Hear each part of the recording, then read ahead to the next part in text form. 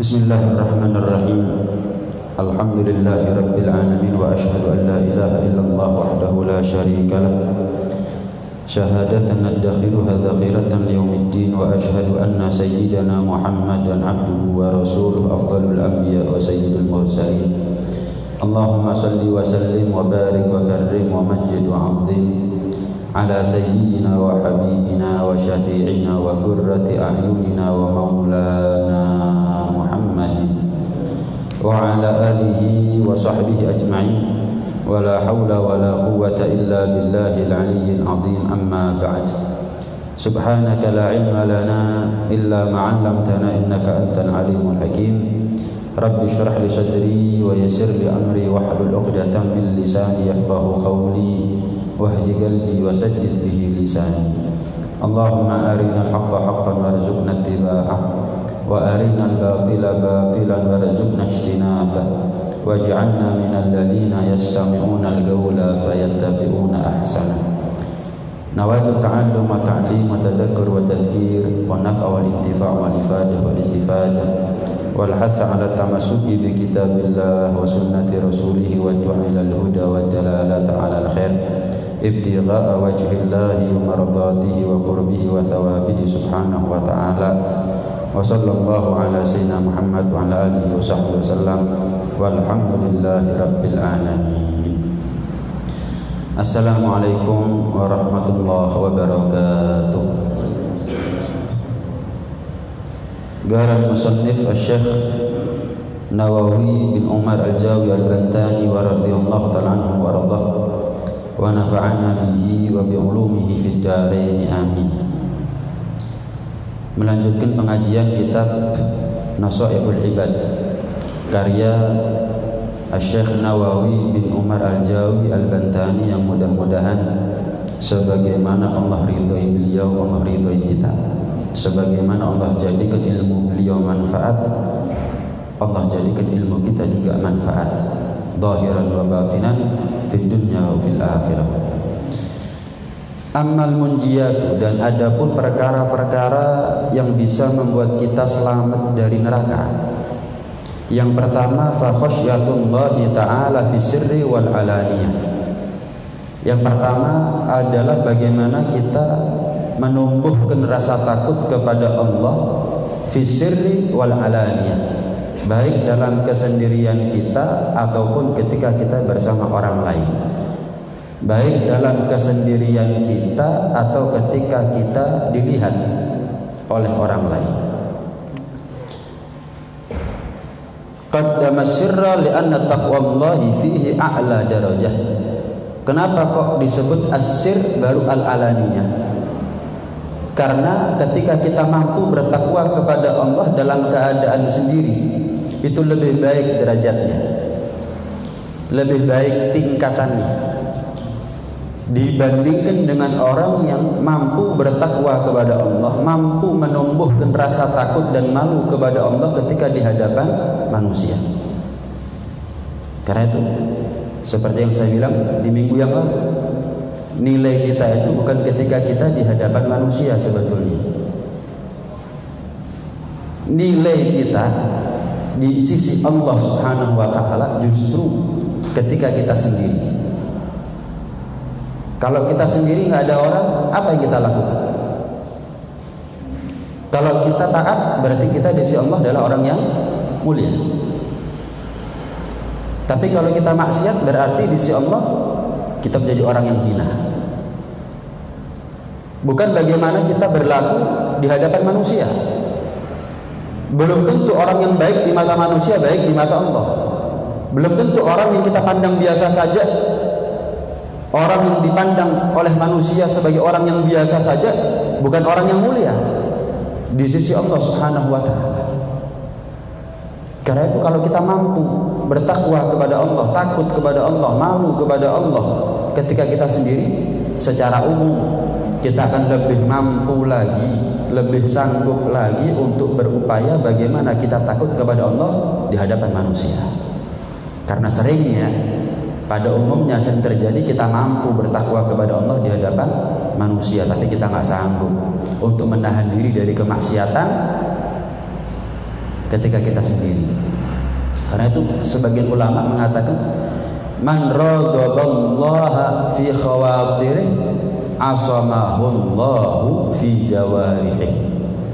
Barang siapa yang selalu merasa diawasi, dikontrol oleh Allah dalam setiap gerak-geriknya, bahkan dalam setiap lintasan batinnya, maka Allah akan jaga dia anggota badannya dari segala macam bentuk pelanggaran, dari segala macam bentuk kemaksiatan. Wali, orang yang soleh, itu memang bukan nabi. Imam Syafi'i wali orang soleh, Imam Ahmad bin Hanbal wali orang soleh, Imam Hanafi wali orang soleh, Imam Malik bin Anas wali orang soleh, Al-Imam Al-Haddad wali orang soleh, Syekh Abu Bakar bin Salim wali orang soleh. Mau kita sebut siapa para aulia? Semuanya orang-orang soleh, semuanya para aulia, kekasih-kekasih Allah. Tidak ada satupun di antara kita yang menganggap mereka adalah para anbiya. Mereka orang yang mulia, tapi tetap kemuliaan mereka di bawah kemuliaan para nabi. Mereka bukan nabi, mereka bukan anbiya, tapi mereka adalah aulia. Memang orang-orang yang sudah kita sebut, tokoh-tokoh yang sudah kita sebut tadi, bukan nabi. Cuman saya mau tanya, apakah pernah kita dengar Imam Syafi'i itu maksiat? Apakah pernah kita dengar Imam Malik bin Anas itu maksiat? Kalau misalnya orang sekelas Imam Syafi'i pernah maksiat, jangankan maksiat, berbuat sesuatu yang makruh saja pasti kita dengar. Kenapa? Kesalahan kecil dari tokoh sekelas beliau-beliau akan menjadi viral. Tapi pernah sampai ke telinga kita, oh Imam Syafi'i pernah berbuat ini, satu kemakruhan? Nggak pernah. Apalagi pernah berbuat itu daripada kemaksiatan? Nggak pernah. Yang kita dengar adalah ketaatannya, keilmuannya, kesolehannya, kewaroannya. Demikian juga dengan para aulia yang lain. Al-Imam Al-Haddad, pernah kita dengar, oh Imam Haddad itu pernah niat makruh, pernah niat maksiat? Nggak ada. Tidak pernah sama sekali. Sayyidina Ali Khalid Ghazam, itu beliau mengatakan ma'asad jarihatun qat. Tidak pernah satupun anggota tubuhku ini pernah bermaksiat kepada Allah Subhanahu wa taala. Kok bisa ya? Kadang-kadang seperti Al-Imam Sya'rani itu pernah duduk bersama Al-Imam Muhammad Al-Khatib Asy-Syarbini, seorang ulama keduanya. Dua-duanya adalah orang besar. 40 tahun kata beliau, kata Al-Imam Sya'rani, aku kumpul sama Al-Imam Muhammad Al-Khatib Asy-Syarbini 40 tahun. Jangankan maksiat, aku memandang perbuatan makruhnya pun nggak pernah. Kok bisa? Pertanyaannya sekarang. Karena mereka simpel, karena mereka sederhana. Sesuatu yang makruh itu dibenci oleh Allah, dibenci oleh Rasulullah. Selesai. Kalau kita kan nggak berpikiran sedalam itu, mau berbuat yang makruh dilakukan. Kalau kita, kenapa? Kan nggak ada resiko neraka. Tapi lupa, tapi kan dibenci sama Allah, tapi kan dibenci sama Rasulullah. Jadi cekak pikirannya kita, walah nggak dosa dilakukan, tapi Allah kan benci. Kita nggak sampai, pikiran kita sampai di situ. Tapi para aulia nggak mungkin mereka jadi orang besar, wali nggak mungkin jadi wali kecuali apa yang makruh dianggap haram. Kenapa? Memandang kepada siapa mereka berbuat? Kepada Allah, membuat sesuatu yang dibenci oleh Allah, berbuat sesuatu yang dibenci oleh Rasulullah. Yang sunnah dianggap wajib. Kenapa? Ini adalah sesuatu yang disuka. Ini adalah sesuatu yang bisa memancing ridhonya Allah, ridhonya Rasulullah, ridhonya Allah ampunan, ridhonya Rasulullah syafaat. Dua-duanya hal yang paling kita butuhkan nanti ada di akhirat. Wah, eman-eman nih. Nah, begitu. Kalau kita kan enggak, alah atasani sunnah, ditinggalkan juga nggak dosa. Cuman sunnah, ditinggalkan juga nggak ada resiko neraka. Beda. Seolah-olah bedanya tipis. seolah-olah bedanya tipis, tapi sebetulnya perbedaan itu demikian jauh, jaraknya begitu jauh terbentang. Karena itu nggak ada.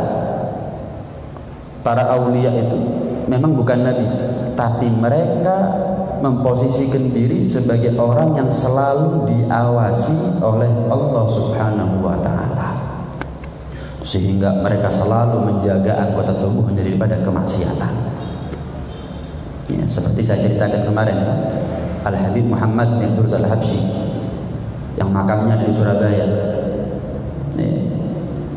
Tirakat untuk mengeluarkan Al-Imam Al-Qutub Al-Habib Abu Bakar bin Muhammad As-Segaf 15 tahun khulwah, termasuk guru Al-Habib Al-Imam Al-Qutub Abu Bakar bin Muhammad bin Umar As-Segaf. Singkat cerita, Al-Habib Muhammad bin Durrus Al-Habsyi baca kitab cuma dalam posisi penerangan remeng. Dulu pakai minyak, mungkin minyaknya mau habis atau bagaimana, jadi remang-remang, nggak terang. Tapi beliau baca dengan tenang gitu, seperti penerangan normal. Padahal beliau usianya sudah sepuh, usianya sudah tua, baca biasa begitu. Santri-santrinya, orang-orang yang biasa khidmat sama beliau heran, Habib, ini kita baca kalau begini aja pusing, antum baca kok enak betul. Gimana enggak? Lawang mata saya ini 40 tahun nggak pernah aku pakai untuk maksiat. Gimana nggak dijaga ini anggota tubuh oleh Allah Subhanahu wa taala. Sehingga pengertian man raqaballaha fi khawatirih asamahullahu fi jawarih, ada dua pengertian, ada dua makna. Barang siapa yang selalu merasa diawasi, dikontrol oleh Allah Subhanahu wa taala dalam setiap gerak-geriknya, dalam setiap lirikan matanya, dalam setiap terbuka telinganya, dalam setiap mengangah lisannya, mulutnya. Barang siapa yang selalu merasa dikontrol, diawasi oleh Allah, Allah akan jaga anggota tubuhnya, zahir maupun batin, dijaga dari penyakit. Usia boleh tua tapi fisik tetap kuat. Kenapa? Tahunan dia nggak pernah maksiat kepada Allah, Allah jaga anggota tubuhnya. Atau bisa dimaknai dengan Allah jaga anggota tubuhnya daripada kemaksiatan. Al-Imam Abu Syuja' Ahmad bin Al-Husain Al-Asfahani, pengarang kitab Abi Syuja', kitab fikih. Itu usia beliau 160 tahun. Tapi mata normal, telinga normal, mulut normal, nggak pikun, tangan kaki kuat, sehat, seger buger. 160 tahun umurnya. Ditanya, kok bisa antum seperti ini? Ana mulai kecil nggak pernah maksiat kepada Allah.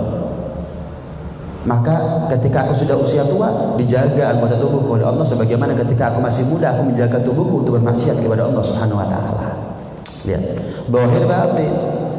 Zahir batin dijaga oleh Allah Subhanahu wa taala. Udah sehat, seger buger, usianya panjang, nggak pernah maksiat, taat terus, umurnya 160 tahun. Ini khairun nas, ini sebaik-baiknya manusia. Man tala umruh wa hasuna amaluh.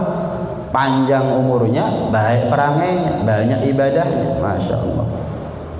Selalu harus, mau nggak mau, kita ini harus merasa selalu dikontrol, diawasi oleh Allah Subhanahu wa taala. Seperti dalam kisah yang sering kita dengar, ya, ada seorang santri yang diperlakukan secara istimewa oleh gurunya. Misal gurunya mau kemana selalu diajak. Nanti kalau ada sisa makanan nggak dikasih ke santri yang lain, kecuali santri ini aja yang dikasih. Nanti kalau gurunya butuh teman ngobrol, dia yang panggil, bukan santri-santri yang lain. Akhirnya santri-santri yang lain ada kecemburuan sosial. Apa istimewanya sih santri fulan ini? Kalau ada sisa makanan, guru nggak ngasih ke kita, tapi ngasih ke dia. Guru kalau butuh teman ngobrol, nggak ngajak kita ngomong, yang diajak dia. Misal yang diajak masuk ke kamar dia, berdua, enak betul nih fulan. Apa sih istimewanya fulan? Akhirnya santri-santri tadi itu yang cemburu, keesokan harinya datang kepada gurunya, guru, maaf guru, apa sih istimewanya fulan yang antum selalu istimewakan dia? Antum kalau kemana antum ajak, antum kalau ada sisa makanan antum kasih dia, Antum kalau butuh teman ngobrol, antum ajak dia.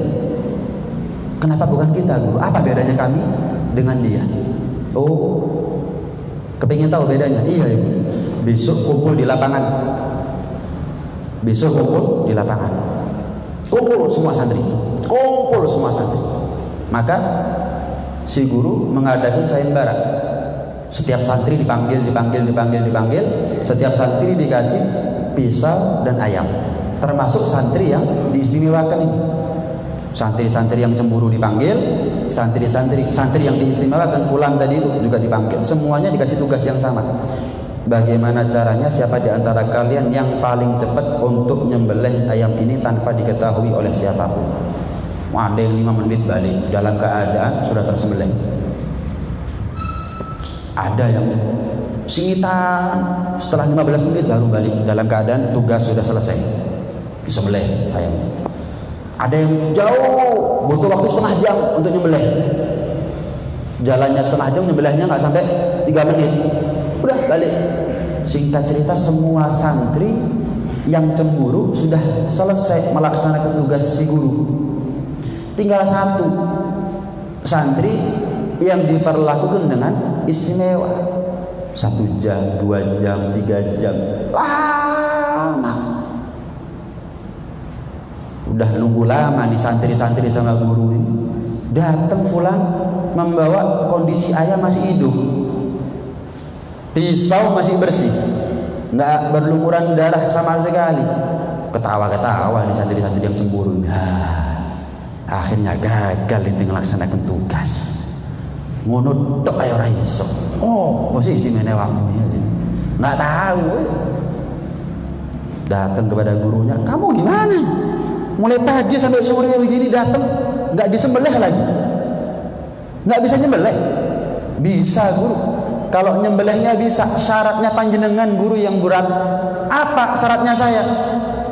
Jangan sampai kelihatan siapapun, jangan sampai ketika saya nyembelih diketahui oleh seorang pun. Saya bingung guru, nyari tempat yang sekiranya Allah nggak tahu. Masuk ke hutan, sembunyi di semak belukar, masuk ke dalam gua. Waduh, apa dirasani? Karena khawatir saya guru tidak melaksanakan tugas dengan baik, akhirnya saya nyari gimana caranya saya ketemu satu tempat yang saya merasa, oh Allah nggak melihat saya di sini, saya sembelih. Nggak nemu guru sampai sore, sebenarnya capek saya guru, saya pulang. Mulai sampai sore boleh gen untuk nyembelih yang sekiranya Allah nggak tahu. Wah, nggak mungkin, sudah nggak mungkin. Pulang wis, apa katanya guru dah, dianggap gagal, nggak berhasil, mau dimarahi juga silahkan, pulang udah. Baru santri-santri yang cemburu tadi itu, karena sebab ini dia lebih unggul daripada kita. Kenapa? Dia selalu merasa dikontrol oleh Allah. Dia nggak bisa lepas daripada pengawasan Allah Subhanahu wa Ta'ala. Sebetulnya kita nggak bisa lepas dari pengawasan Allah. Ya'lamu sirra wa ma akhfa. Allah tuh maha mengetahui yang rahasia, bahkan yang lebih rahasia daripada rahasia. Apa yang kita ucapkan dalam hati kita sekarang, Allah tahu. Itu rahasianya kita, nggak ada yang tahu kecuali antara kita dengan Allah. Apa yang hadir dalam benaknya kita, itu rahasia, nggak ada yang tahu kecuali kita dan Allah. Allah tahu, tapi ada yang lebih rahasia daripada itu. Apa? Bahkan kita nggak tahu, tapi Allah tahu. Apa itu? Apa lintasan hati kita semenit kemudian? Nih, detik pertama, detik kedua, detik ketiga, 60 detik lagi ini apa lintasan benaknya kita? Kita tahu? Nggak tahu. Kita nggak tahu. Allah tahu. Fa'innahu ya'lamu sirra wa ma yakhfa. Lebih rahasia daripada sekedar rahasia, Allah pun juga tahu. Masalahnya kita ini sadar kalau kita ini selalu dikontrol oleh Allah, tapi menghadirkan istihdar, selalu merasa diawasi oleh Allah. Kita ini kadang-kadang takutnya sama CCTV nih. Waduh, sama CCTV takutnya setengah mati, sama polisi takutnya setengah mati. Sampai putar balik kadang-kadang naik ketabrak saking wedine mbek polisi. Lah kenapa kita nggak pernah putar balik dari kemaksiatan karena saking wedine mbek Gusti Pangeran? Kan aneh gitu. Manusia bisa kita tipu, bisa kita bohongi, kita bisa sembunyi, kita bisa lari. Allah sembunyi kemana? Mau lari kemana? Nggak bisa kita sembunyi dari Allah nih. Ini modal pertama bagaimana kita selamat dari neraka. Ada 3 modal kita untuk selamat dari neraka. Berarti 3 modal ini di sisi yang lain adalah pintu surga. Yang pertama, takut kepada Allah baik dalam keadaan di muka umum, apalagi dalam keadaan sendiri. Yang kedua apa? Wal ghasdu fil faqri wal ghina. Bersikap sederhana. Baik dalam keadaan fakirnya ataupun dalam keadaan kayanya. At-tawassut fil ma'isyah. Bersikap sederhana dalam kehidupan duniawi. Bi allam yujawiz fiha al-hadda wa radiya bidzalik.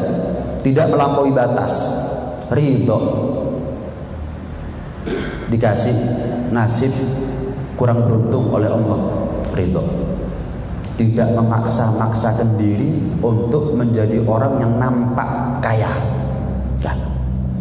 Yang kaya juga begitu, sederhana, tidak melampaui batas, nggak pamer. Seandainya, yang kaya nggak suka pamer, yang kaya nggak suka pamer. Seandainya yang kaya nggak suka pamer, itu akan lebih mudah bagi si miskin untuk ridho dengan keadaannya, untuk sabar, rela, legowo, nerima keadaan. Tapi kenyataannya bagaimana? Karena yang kaya pamer, ya nafsu ini menggebu-gebu untuk punya seperti yang dia punya, memaksakan diri si miskin sampai ke bank Bedin, sampai utang berbunga-bunga, sampai badal kapan dia mati disita semuanya. Waliyadzubillah. Kapan dia mati? Sekarang dia mati, sekarang disita. Udah. Bukan mewariskan harta benda, mewariskan utang sama anak cucu. Nyenangkan seumur hidup belum tentu. Kapan mati meninggalkan kesusahan. Waliyadzubillah. Seandainya yang kaya nggak suka pamer, pakaiannya yang kaya sama yang miskin kurang lebih sama, nggak beda jauh. Penampilannya yang kaya dengan yang miskin nggak beda jauh. Kendaraannya yang kaya sama yang miskin nggak beda jauh. Maka matanya si miskin tidak akan melotot melihat penampilan, kendaraan, apa yang dipunya, fasilitas yang mewah daripada orang yang kaya. Dia bangun rumahnya biasa, fasilitas rumahnya juga biasa. Yang nggak biasa apa? Oh, sodako. Yang nggak biasa apa? Oh, nyantuni anak yatim. Yang nggak biasa apa? Oh, kalau ada santri, ya pintar tapi kekurangan biayai. Ini yang nggak biasa. Lainnya daripada urusan dunia biasa. Insya Allah yang miskin kurang lebih bodoh. Karena bedanya lah suki nggak suki. Jelas ya. Sebaliknya, seandainya yang miskin menampakkan sikap nggak butuh kepada yang punya oleh si kaya. Seandainya si miskin menampakkan sikap nggak butuh kepada apa yang dipunya, nggak tertarik kepada apa yang dipunya oleh orang kaya, maka orang kaya mungkin nggak ada yang pamer. Kenapa? Orang tanggapannya kok biasa semuanya ya. Bawa mobil paling mahal, nggak ada orang wah larang gitu, pasti nggak ada. Kenapa? Melihat mobil paling mahal sama ngeliat becak kurang lebih nggak ditoleh belas. Pakai baju, celana, sepatu merek jutaan harganya. Wah, dengan bangganya dia keluar. Tapi orang-orang nggak nganggep dengan apa yang dia pakai, dengan apa yang dia kenakan.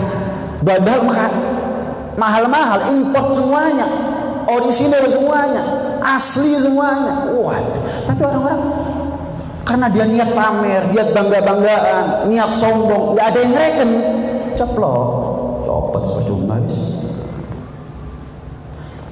Orang kaya pamer, ada kebanggaan, kenapa? Ada yang respon, ada yang ngerespon. Coba ngaruh sing ngereken, gak ada yang ngerespon. Biasa gitu. Sudah. Ya mungkin lek ngono lah apa nambahi dosa karo sing ngereken. Salah wis nambahi dosa karo sing ngereken. Wis gak usah wis. Nah, akhirnya dia akan bersikap sederhana. Jadi si miskin tampakkan sikap at-takabbur alal aghniya, at-tawadhu, sombong kepada orang kaya itu adalah bentuk ketawaduan. Bukan sombong ini saya lebih baik daripada fulan yang kaya, saya akan masuk surga lebih dulu daripada fulan yang kaya, saya akan ringan hisabnya daripada fulan yang kaya. Enggak, bukan itu yang maksud. At-takabbur alal aghniya adalah al-istighna bima fi aidi, merasa nggak butuh dengan apa yang dipunya oleh si kaya. Itu namanya takabur, itu bentuk ketawaduan. Maka kita kan enggak, waduh sama orang kaya cium tangan saya berunggu-berunggu, 2/3 agamanya sudah dijual, itu namanya. Sama orang tuanya pernah seperti itu, berunggu-berunggu. Kalau sudah orang kaya datang, diri, sampai kadang-kadang majelis hilang khusyuknya. Sama orang tuanya, delok-dok.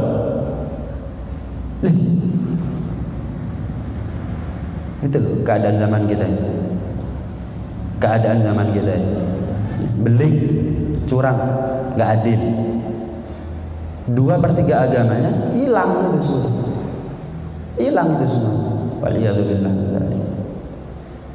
Karena itu penting buat kita untuk bersifat at-tawassul, bersifat muqtasid, bersifat sederhana. Dalam keadaan susah legowo, dalam keadaan kaya nggak pamer, malah mungkin dia merasa terbebani. Tapi apa kata takdir? Saya ini nggak seneng kaya, tapi Allah takdirkan kaya. Nabi Sulaiman jadi orang kaya karena kepingin kaya. Rasulullah nggak kaya karena nggak mampu kaya. Rasulullah bukan. Nabi Sulaiman nggak kepingin kaya, takdirnya kaya. Beda sama Rasulullah SAW. Kalau Rasulullah SAW memang nggak kepingin kaya, kepingin miskin. Allah takdirkan miskin. Kalau Nabi Sulaiman nggak dikasih opsi oleh Allah, nggak dikasih pilihan oleh Allah. Nabi Sulaiman nggak ditawarkan. Gimana Sulaiman? Kamu mau menjadi rakyat apa menjadi raja? Kamu menjadi orang biasa apa raja? Nggak ditawari oleh Allah. Allah tahu Nabi Sulaiman nggak cinta harta, tapi dipaksa oleh Allah untuk menjadi kaya. Rasulullah lain. Datang Jibril bersama malaikat Ridwan. Malaikat Ridwan membawa nampan isinya khazainul ardi. Membawa nampan yang isinya boleh dikatakan tambang emas ada di situ, tambang perak ada di situ, tambang nikel ada di situ, tambang uranium, semuanya ada di situ. Wah, kalau mau jadi kaya lebih kaya dari Nabi Sulaiman. Rasulullah datang. Jibril, siapa ini? Ini Ridwan, malaikat penjaga surga. Assalamualaikum ya Rasulullah. Waalaikumsalam warahmatullahi wabarakatuh. Jibril, itu apa? Ridwan, Rasulullah tanya, itu apa? Oh ini tawaran dari Allah ya Rasulullah. Tawaran apa? Ini tambang-tambang bumi semuanya ada di nampan. Semuanya ada di nampan ini. Terserah jenengan ya Rasul. Mau jadi nabi yang kaya raya, raja di raja, atau menjadi nabi yang sederhana seperti sebelum-sebelumnya. Bingung Rasulullah. Bingung bukan karena ya apa ya, gelem apa gak? Bukan. Tapi yang mana yang terbaik? Kan Allah yang paling tahu ya. Kalau kita kan enggak ya. Waduh, kita tak tolak, enggak balik mana yang hari ini. Waduh, kita tolak melarat ya sampai mati. Kan begitu kalau kita. Ini Rasulullah enggak. Jadi nabi kaya itu yang terbaik yang mana? Saya enggak tahu. Rasulullah tanya kepada Jibril, ngasih isyarat itu. Ya apa Jibril? Maka Sayyidina Jibril alaihissalam ngasih isyarat, udah, jangan ya Rasulullah. Maka ditolak dengan ringan, ditolak, nggak pakai dipikir 2 kali, langsung ditolak. Bedanya Nabi Sulaiman sama Rasulullah di situ. Kalau Nabi Sulaiman nggak cinta dunia, cuman dipaksa kan kaya. Kalau Rasulullah ditawari dulu sama Rasulullah, sama Allah Subhanahu Wa Taala. Bedanya di situ. Sallallahu alaihi wa ala alihi wasallam. Karena itu kalau kita kapan takdir kaya, jangan pamer. Kenapa? Akhirnya melampaui batas kita. Udah banyak sejarah orang yang pamer dengan kekayaannya bagaimana? Gorun. Gimana? Hartanya. Fir'aun, Namrud, bahkan orang soleh kaya seperti Nabi Sulaiman, mana hartanya sekarang? Soleh, nggak tersisa hartanya. Yang dikenal Nabi Sulaiman itu bukan karena kekayaannya sebetulnya. Beliau menjadi nabi bukan karena beliau orang paling kaya di antara umatnya, kaumnya, bukan. Tapi karena apa? Kesolehannya, kelayakannya, kepantasannya untuk menjadi kekasihnya Allah. Diangkat, dilantik. Diangkat, dilantik. Nabi Daud itu juga jadi raja. Tapi yang kita kenal Nabi Daud bukan karena kerajaannya, bukan karena kedikdayaannya, bukan.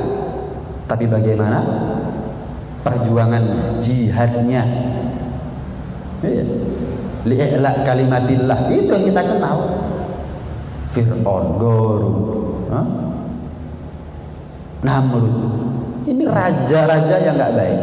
Nabi Sulaiman, Nabi Daud, itu adalah raja-raja yang baik. Mau yang baik atau nggak baik, nggak ada nilai sedikit pun daripada harta. Nggak ada nilai sedikit pun daripada hartanya. Karena itu kapan kita takdir kaya, udah sikapnya sederhana saja, kurang lebih. Seandainya yang kaya ini sikapnya sederhana, insya Allah maling nggak niat maling. Masuk suki, nah kadang-kadang gitu. Rumahnya biasa kok. Kalau keluar dari rumah ya bawa mobil cuma ya mobilnya biasa, tampilannya biasa, aman sebetulnya. Dunia akhirat dah aman ya. Salah dewi pamer akhirnya, ada sudah. Ya waliyadzubillah. Begitu juga yang takdirnya kurang beruntung, diterima aja. Dunia ini satu di antara dua kan. Kita yang meninggalkan dunia duluan atau dunia yang meninggalkan kita duluan. Udah. Sekarang kita yang kaya, kalau besok mati apa artinya? Sekarang kita melarat, kalau besok kita mati apa bedanya? Sekarang kita kaya, 100 T kita punya sekarang, besok mati apa bedanya sama orang melarat besok mati? Sama. Sekarang kita kaya, punya duit 100 T, besok mati 0. Ada orang melarat, nggak takdir beruntung dia meninggal dunia besok, sama. Yang kaya mati sama, yang miskin sama, nggak ada bedanya, nggak ada bedanya sama sekali. Nah, kemudian yang ketiga apa? Yang ketiga, pintu surga yang ketiga adalah wala adlu fir ridha wal ghadab. Bersikap adil di dalam ridha ataupun marah. Kalau marah adil, kalau ridha juga adil. Maksudnya gimana? Nggak marah kecuali karena Allah, nggak ridha kecuali karena Allah. Marah kalau ada orang melakukan satu kemaksiatan, nggak ridho. Kenapa? Allah nggak ridho. Sebagaimana Allah marah, Allah nggak ridho, aku juga nggak ridho. Ridho kepada orang yang berbuat kebaikan. Kenapa? Allah aja ridho. Apa alasan saya nggak ridho? Kita kan nggak. Kita ini cinta sama orang, benci sama orang tergantung. Bukan tergantung bagaimana dia dengan Allah, tergantung bagaimana dia dengan kita. Lah kita ini sudah menuhankan diri tadi. Lek apik nang aku ridho. Masuk ke apik nang Gusti Pangeran, gak salat, gak poso, iya, gak nutup aurat, maksiat tok, tapi ngasih manfaat kepada saya cinta sama dia. Ini berarti dia sudah menganggap Tuhan, menuhankan dirinya sendiri. Seharusnya dia gantungkan ridhonya kepada ridhonya Allah. Allah ridho, saya ridho. Allah marah, saya marah. Seharusnya begitu. Ini enggak butuh kepada penilaiannya Allah. Cukup saya nilai dia bagaimana. Oh dia begini, ya wis. Tapi kalau ada orang taat, nggak maksiat, ahli ibadah, hidupnya di masjid, tapi bertetangga dengan kita baik, cuma nggak pernah ngasih manfaat kepada kita, nggak pernah ngasih manfaat kepada kita, biasa saja, ya nggak pernah ngasih madarat, cuma juga nggak pernah ngasih manfaat, nggak ada manfaatnya ini kadang-kadang. Nah, padahal dia adalah orang diridhai oleh Allah Subhanahu Wa Taala, beling kita ini kadang-kadang. Curang lagi-lagi kita ini. Bukan begitu. Seharusnya kita ini ridho kepada orang. Ini wajib cinta karena Allah, Kita ini juga wajib benci karena Allah. Cinta karena Allah kenapa? Karena ketaatannya. Terlepas siapapun dia, ngasih manfaat kepada saya atau tidak ngasih manfaat kepada saya, selagi dia taat kepada Allah, aku cinta sama dia. Benci karena Allah kenapa? Kemaksiatannya. Mau dia ngasih manfaat kepada saya, tapi kalau dia maksiat, aku benci sama dia. Nggak ridho, nggak terima saya. Tuhan saya dimaksiati ini nggak terima. Makan dari rezekinya Allah, hidup di buminya Allah, dikasih nikmat oleh Allah luar biasa, orang ajar, maksiat sama Tuhannya saya, marah seharusnya kita. Cuman bukan berarti benci orangnya. Kapan dia taubat, walaupun tetap kapan dia taubat nggak ngasih manfaat kepada kita, tetap kita ridho sama dia. Ketika dia ahli maksiat ngasih manfaat, ketika dia taubat hilang manfaatnya, tetap kita cinta. Seharusnya begitu. Kapan ada orang taat, walaupun nggak ngasih manfaat kepada kita, kita harus cinta. Kapan dia berubah menjadi ahli maksiat, waliyadzubillah, dia justru bisa ngasih manfaat kepada kita, tetap saya marah kepada dia. Seharusnya gitu. Tetap nomor satu adalah penilaian Allah. Tetap nomor satu adalah penilaian Allah. Ahabbul amal illallah al-hubbu fillah wal bughdu fillah. Paling dicintanya amal di sisi Allah Subhanahu wa taala itu adalah cinta karena Allah dan benci karena Allah. Awthaqu ural iman al-hubbu fillah wal bughdu fillah. Paling kuatnya tali keimanan, paling kuatnya tali keimanan yang kalau kita berpegang teguh dengannya kita selamat imannya, itu adalah cinta karena Allah, benci karena Allah. Bahkan nanti di akhirat sab'atun yudhilluhumullahu fi dhillihi yauma la dhilla illa dhilluh. Ada 7 kelompok, 7 golongan yang mereka mendapat naungan, perlindungan, proteksi dari Allah, di mana di hari itu nggak ada perlindungan kecuali perlindungannya Allah. Salah satu dari 7 golongan tersebut adalah rajulan tahabba fillah ijtama'a alaih wa tafarraqa alaih. 2 orang yang saling mencinta karena Allah, berjumpa karena Allah, berpisah karena Allah. Masya Allah.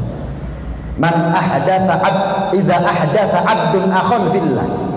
Dalam sebuah sabdanya Rasulullah pernah mengatakan, barang siapa seorang hamba yang menciptakan dalam tanda kutip akhon fillah, sengaja metu teko omah niat golek konco karena Allah, nyari teman baru yang manfaat nanti di akhirat, yang manfaat nanti di akhirat.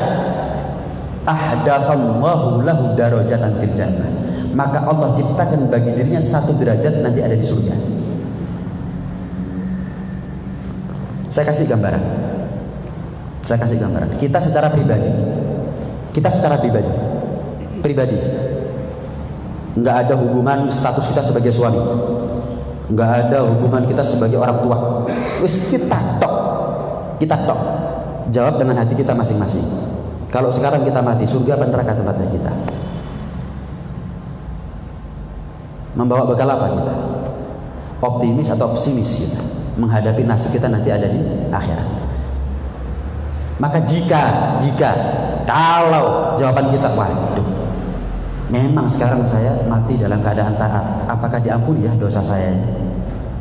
Iya, saya di husnul dhoni, kalau mati sekarang husnul khotimah, di husnul dhoni.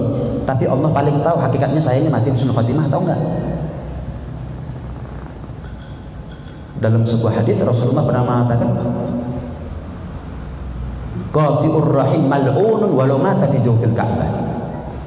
Orang yang mutus tali silaturahmi mati terlaknat, mati nggak dapat rahmat Allah walaupun dia matinya di dalam Ka'bah. Kalau ada orang mati di dalam Ka'bah, kita pasti husnul dzon. Waduh, nemen husnul khotimah. Kalau ini mati sujud aja husnul khotimah, ini mati di dalam Ka'bah, mati tawaf, mati sa'i. Itu orang sudah husnul dzon semuanya. Waduh, husnul khotimah, mati di Mekah, belum dalam Ka'bah. Apalagi mati dalam Ka'bah. Tapi siapa yang paling tahu? Allah. Qati'ur rahim mal'un walau mata fi jawfil Ka'bah. Matinya walaupun dalam Ka'bah, di dalam Ka'bah. Nggak ada orang bisa masuk sembarangan ke situ, mati di situ. Tapi dia dalam keadaan memutus tali silaturahmi, terlaknat. Kita mati di Ka'bah, kita mati di Mekah. Kalau sekarang kita mati, enggak. Kalau jawaban kita, waduh, kalau saya mati sekarang mungkin orang husnudzon. Iya, yang husnudzon itu yang beruntung, yang husnudzon. Nih, bukan yang dihusnudzon yang beruntung. Kalau ada orang husnudzon sama saya dapat pahala begitu. Enggak, yang husnudzon yang dapat pahala. Yang husnudzon yang masuk surga, bukan yang husnudzon masuk surga. Kalau misal jawaban kita, waduh, kalau sekarang mati kayaknya nggak yakin, maka perlu kita cari teman sebanyak mungkin yang mereka nanti kalau di akhir panggil namanya kita.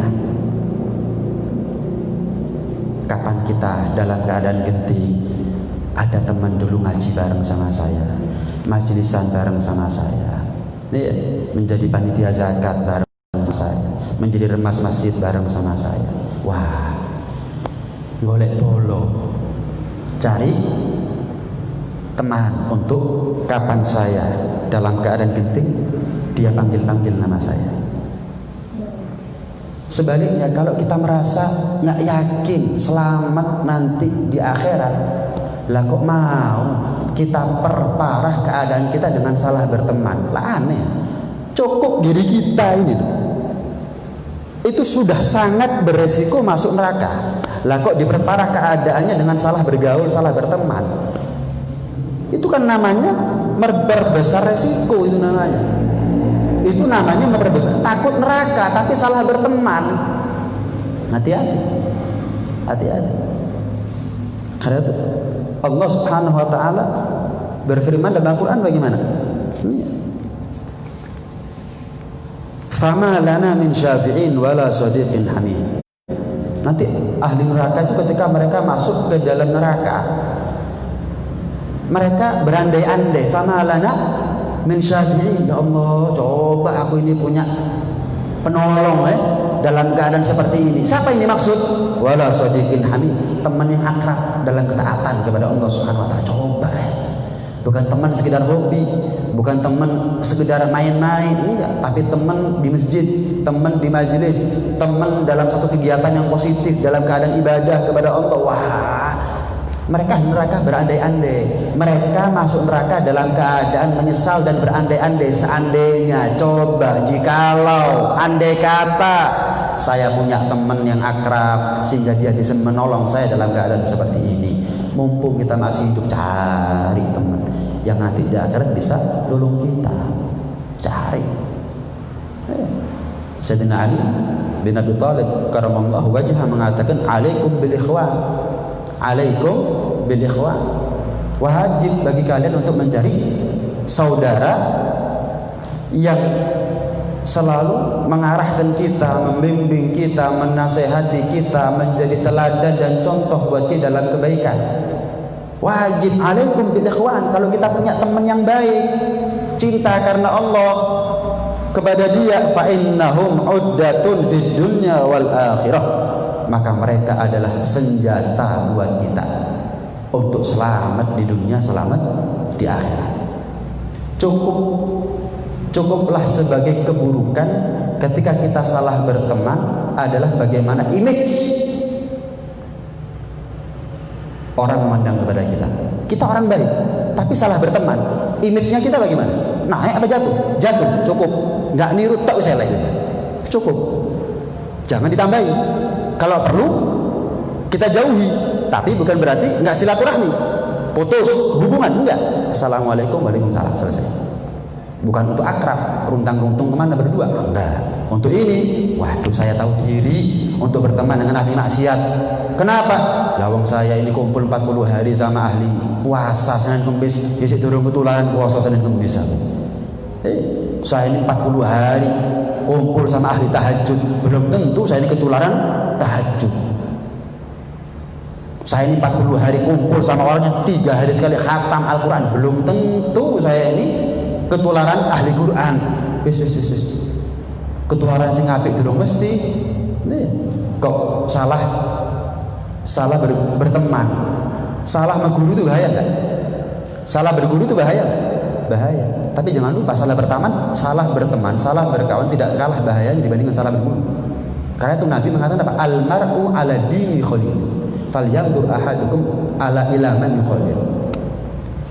Agamanya kita tergantung agama daripada kawannya kita. Bayangkan, Nabi nggak bilang akhlaknya kita, Nabi nggak bilang kebiasaannya kita, Nabi nggak bilang tingkah lakunya kita, tapi lebih daripada itu apa? Agamanya kita tergantung agama dengan siapa kita berkawan dengan mereka. Jadi pertaruhan salah berguru itu akidah, agama juga bisa, salah berteman juga sama, pertaruhannya juga agama. Bayangkan, Nabi sudah mewanti-wanti sejauh itu, sedalam itu. Al-mar'u ala dini khalili. Falyanzur ahadukum ila man yukhalil. Hati-hati. Mumpung kita masih diberi kesempatan hidup oleh Allah, bisa cari teman di sini, bisa cari teman di situ, golek bolo. Ya. Cari link. Kalau dalam urusan dunia kan kita cari channel, cari link. Ya apa caranya dapat harga kulaan yang paling murah? Gimana caranya cari pembeli langganan yang borong kalau beli dan seterusnya. Itu urusan dunia. Gimana urusan akhiratnya kita? Gimana urusan akhiratnya? Kita punya link sebanyak apa untuk mendapatkan keuntungan nanti ada di akhirat? Untuk mendapatkan keuntungan nanti di akhirat. Itu adalah kewajiban mumpung kita hidup di atas dunia. Sahabat Abdullah bin Umar bin Khattab radhiyallahu ta'ala anhu wa radha. Beliau pernah mengatakan apa? Wallahi law sumtun nahar la uftir. Demi Allah, kalau aku puasa di siang hari, setiap siang aku puasa, setiap hari aku puasa, nggak puasa. Wa dumtul laila la anamu. Setiap malam aku selalu tahajud, qiyamul lail, nggak pernah tidur aku kalau malam. Wallahi. Wa anfaqtu mali ilqan fi sabilillah, dan aku tasarrufkan, manfaatkan hartaku di jalan Allah Subhanahu wa taala sampai habis, sedikit sampai habis. 1 juta, 2 juta, 5 juta, 10 juta, 25 juta, 50, 100, entek. Amutu yauma amut wa laisa fi qalbi hubbun li ahli taatillah. Aku mati di hari saat itu Allah takdirkan aku mati. Aku mati dalam keadaan aku nggak punya rasa cinta kepada orang yang taat kepada Allah Subhanahu wa taala. Apa kata beliau? Wa bu'dun li ahli maksiatillah. Kita ini bisa cinta kepada ahli taat. Cinta kepada orang taat itu wajib. Tapi ingat, ini yang susah. Benci kepada ahli maksiat itu susah buat kita. Itu lebih susah daripada cinta kepada ahli taat. Apalagi kalau yang ahli maksiat masih manfaat kepada kita. Waduh, luwih soro maneh. Itu lebih berat lagi. Ketika kita ahli puasa, ahli tahajud, ahli sedekah, mati dalam keadaan nggak cinta kepada ahli taat, nggak benci kepada ahli maksiat, ma nafa'ani dzalika syai'a. Aku bersumpah atas nama Allah, demi Allah, tahajudku percuma, puasaku percuma, habis hartaku di jalan Allah juga percuma. Karena itu sebagian ulama berpendapat afdalul a'mal ilallah adalah al-hubbu fillah wal bughdu fillah. Terakhir, Nabi Musa alaihissalam.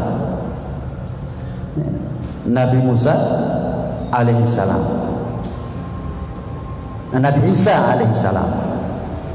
Allah Subhanahu wa taala pernah berfirman kepada Nabi Isa alaihissalam, "Lau annaka 'abadtani bi ibadati ahli samawati wal ardi." Isa, Nabi ini, seandainya kamu beribadah kepadaku, menyembah aku sebagaimana ibadahnya seluruh penghuni langit dan bumi. Wa hubbun fillahi laisa wa bughdun fillahi laisa. Tapi kamu nggak punya cinta karena Allah, benci karena Allah, nggak ada. Perasaan itu nggak ada. Merasa bangga dengan ketaatannya, tapi ternyata ada yang lebih wajib yang nggak dilakukan. Cinta karena Allah, benci karena Allah.